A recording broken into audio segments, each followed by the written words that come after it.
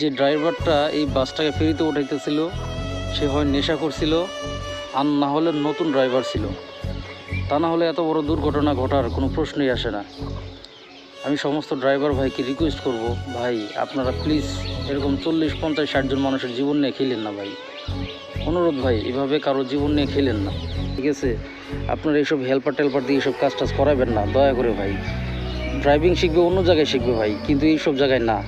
হ্যাঁ, একটা অ্যাক্সিডেন্ট সারা জীবনের কান্না।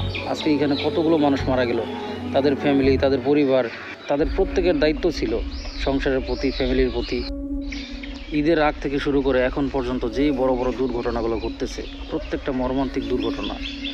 এই ঘটনাগুলো দেখলে কলিজাটা নাড়া দেয় ভাই, কলিজায় আঘাত লাগে। প্লিজ ভাই আপনারা একটু সাবধান হন, একটু সাবধানে গাড়িটা চালান। মানে ট্রেন দুর্ঘটনা, বাস দুর্ঘটনা, লঞ্চ দুর্ঘটনা, মানে কি বলবো, প্রত্যেকটা দুর্ঘটনা দেখলে মানে খুবই কষ্ট লাগে। আমরা তো ভাই বাসে উঠে বউ বাচ্চা নিয়ে ঘুমিয়ে যাই।